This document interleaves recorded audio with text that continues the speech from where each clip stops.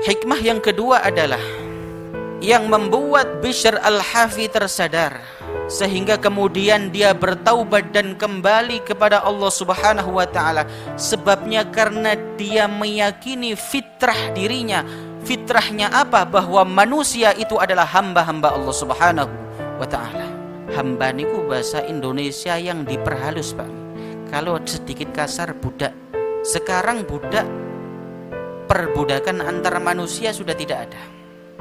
Tetapi kalau panjenengan melihat perbudakan di zaman dulu, budak itu orang tetapi dia diposisikan seperti barang, diperjualbelikan, bisa diberikan kepada siapa saja. Dan fikih tentang perbudakan itu dijelaskan secara rinci oleh para ulama. Karena kenapa? Di dalam Al-Quran dan hadis pun banyak. Lah sifatnya budak niku napa Bapak Ibu sekalian? Budak itu manusia yang dibeli kemudian dia tidak mempunyai kekuasaan sedikit pun atas dirinya. Sifat-sifat yang melekat kepada budak niku biasanya nopo? Lemah. Terus napa malih Pak? Miskin. Wonten budak sugih mboten wonten Pak. Kemudian budak adalah dia tidak punya kuasa atas dirinya sendiri. Itu kalau budak antar manusia Pak.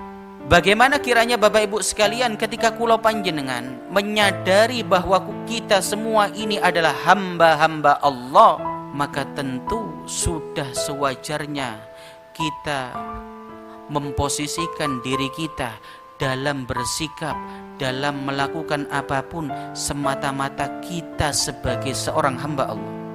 Kenapa kemudian kita ini masih sering lalai Pak? Kita ini masih sering maksiat.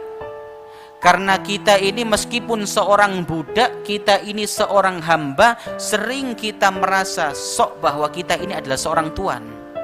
Nggih mboten? Karena kita mungkin diberikan oleh Allah rezeki yang banyak, kita kemudian merasa sebagai orang yang tinggi, sebagai orang yang punya kuasa, sehingga kita bebas memperlakukan orang semau kita. Karena kita diberikan oleh Allah jabatan, kita kemudian menggunakan jabatan itu untuk tujuan sewenang-wenang. Karena kita diberikan oleh Allah ini dan itu, menjadikan kemudian diri kita merasa lebih mulia daripada orang lain. Sifat yang kemudian mengakukan diri ini yang kemudian menjadi sebab kula panjenengan iki terhalang dari Allah Subhanahu wa taala.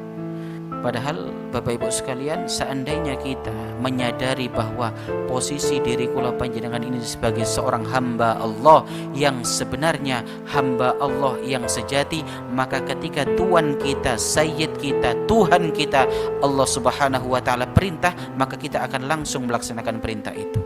Ketika Allah melarang, maka kita pasti tidak akan berani melanggar larangan Allah Subhanahu wa taala.